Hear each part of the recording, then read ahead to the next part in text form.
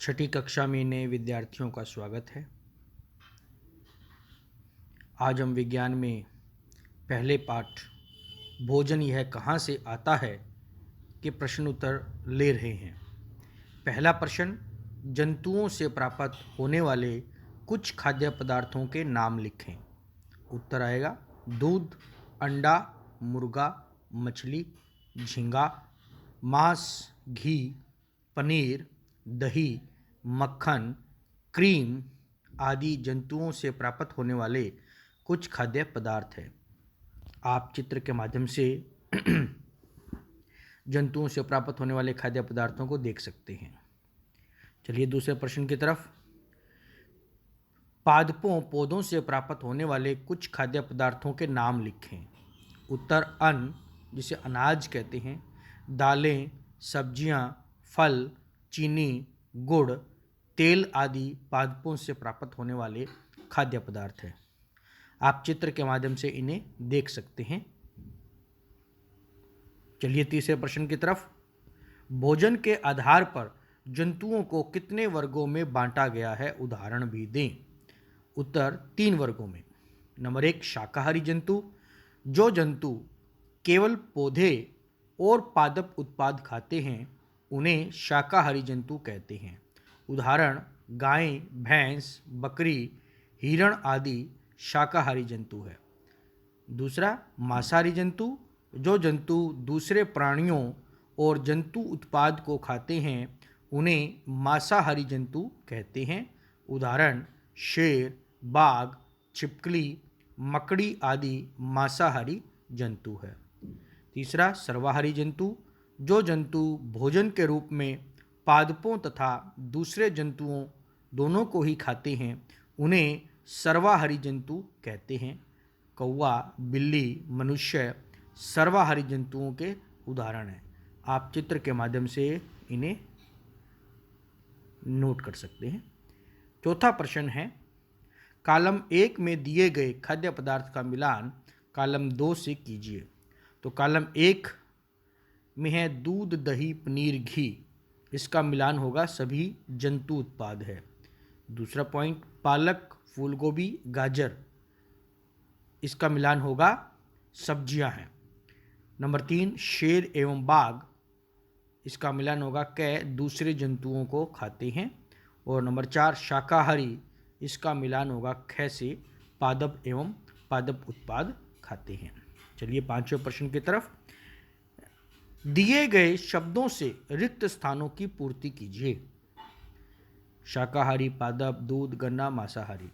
कै बाघ एक मांसाहारी है क्योंकि यह केवल मांस खाता है, तो मांसाहारी आएगा खाली स्थान में। ख हिरण केवल पादप उत्पाद खाता है और इसलिए इसे शाकाहारी कहते हैं, शाकाहारी आएगा। ग तोता केवल पादप उत्पाद खाता है। घ जो दूध हम पीते हैं वह प्राय गाय, भैंस या बकरी से प्राप्त होता है, इसलिए यह जंतु उत्पाद है, दूध आएगा इसमें। ण हमें चीनी गन्ने से मिलती है, तो इसमें गन्ना आएगा। छठा प्रश्न है, मधुमक्खियां फूलों से क्या एकत्रित करती है। उत्तर मधुमक्खियां फूलों से मकरंद, मीठा रस एकत्रित करती है और छत्ते में भंडारित किया हुआ मकरंद शहद के रूप में उपयोग करती है। सातवां प्रश्न, 5 पौधों के नाम लिखिए तथा बताइए इनके कौन से भाग का उपयोग खाद्य पदार्थ के रूप में होता है। तो पहला है गाजर का हम जड़ खाते हैं, मूली की जड़ खाते हैं, शलगम की जड़ खाते हैं, आलू तना खाते हैं, अदरक तना खाते हैं, हल्दी तना खाते हैं, पालक पत्ते खाते हैं, सरसों के पत्ते एवं बीज दोनों का ही इस्तेमाल हम भोजन में करते हैं, बैंगन का फल खाते हैं, सीताफल, काशीफल का हम फूल खाते हैं, मूंगफली के बीज खाते हैं, भिंडी का फल खाते हैं, गेहूँ तो बीज आटे में हम खाते हैं और भूसा जो है पशु चारे के रूप में हम इस्तेमाल करते हैं। तो आप ये चित्र देख सकते हैं। और कॉपी पर ड्रा कर सकते हैं। 8वां प्रश्न, कुछ खाद्य व्यंजन और उनको तैयार करने में इस्तेमाल होने वाली कच्ची सामग्री बताइए। तो खाद्य व्यंजन है रोटी या चपाती, कच्ची सामग्री इसमें इस्तेमाल होती है आटा और जल। दूसरा है दाल, तो दाल में इस्तेमाल होने वाली कच्ची सामग्री है कच्ची दाल, जल, नमक, तेल या घी और मसाले। उसके बाद तीसरा है इडली, तो इडली को बनाने में किसका इस्तेमाल होता है? कच्ची सामग्री है चावल, उड़द की दाल, नमक एवं जल। चौथा है सांभर, तो सांभर को बनाने में इस्तेमाल होने वाली कच्ची सामग्री है अरहर की दाल, घिया, इमली, प्याज, टमाटर, हरी मिर्च, जल, मसाला, नमक, तेल या घी। Number 5 chicken curry, chicken curry को बनाने में इस्तेमाल होने वाली कच्ची सामग्री चिकन, मसाला, तेल या घी और जल। और खीर को बनाने में इस्तेमाल होने वाली कच्ची सामग्री दूध, चावल और चीनी। 9वां प्रश्न है, दूध देने वाले कुछ पशुओं के नाम बताएं जिनको हम पालते हैं। तो उत्तर है इसका गाय, भैंस, बकरी। नंबर 10वां प्रश्न है, कृषि कार्यों में इस्तेमाल होने वाले पालतू पशुओं के नाम बताएं। उत्तर आएगा बैल, ऊंट, गधा या खच्चर। 11वां प्रश्न, अंकुरित हुए बीज की क्या पहचान होती है? तो अंकुरित हुई बीज में से एक सफ़ेद संरचना बाहर निकल आती है। इनमें पोषक तत्वों की मात्रा बहुत अधिक होती है, इसलिए हमें अंकुरित अनाज, अंकुरित दालें खानी चाहिए। 12वां प्रश्न, क्या सभी जीवों को एक ही किस्म के भोजन की आवश्यकता होती है? उत्तर नहीं, सभी सजीवों को एक ही किस्म के भोजन की आवश्यकता नहीं होती है। जीवों की पाचन प्रणाली एवं शरीर की जरूरतों के अनुसार उनके भोजन में बहुत अधिक विभिन्नता देखने को मिलती है। कुछ पेड़ पौधे खाने वाले शाकाहारी जीव हैं, कुछ मांस खाने वाले मांसाहारी जीव हैं, कुछ पौधों व जंतुओं दोनों को खाने वाले सर्वाहारी जीव हैं, कुछ मृत पौधों एवं सड़ने गलने वाले जंतुओं से ही अपना पोषण लेते हैं जिन्हें मृत जीवी कहा जाता है। तो फफूंदी एक मृत जीवी है। आप फफूंदी का चित्र देख सकते हैं। 13वां प्रश्न है, उन जलीय पौधों के नाम लिखें जिनके उत्पाद खाद्य के रूप में उपयोग किए जाते हैं। उत्तर आएगा सिंघाड़ा, कमल, ककड़ी। 14वां प्रश्न, गिरगिट और छिपकली के भोजन में क्या अंतर है?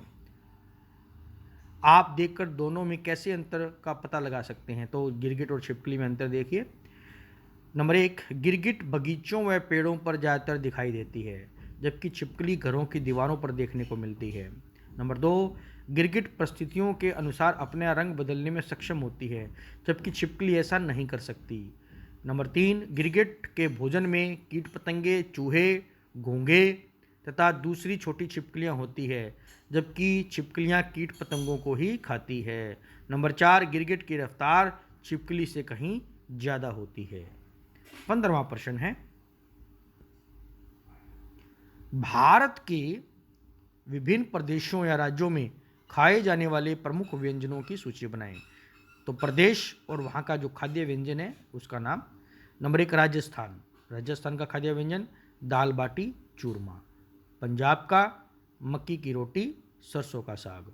गुजरात का खाद्य व्यंजन ढोकला और खांडवी। बिहार का खाद्य व्यंजन लिट्टी चोखा। असम का खाद्य व्यंजन पालक खार। गोवा का खाद्य व्यंजन फिश करी। ओडिशा का खाद्य व्यंजन रसगुल्ला। महाराष्ट्र का खाद्य व्यंजन पूरन पोली। तमिलनाडु का खाद्य व्यंजन इडियप्पम और पोंगल।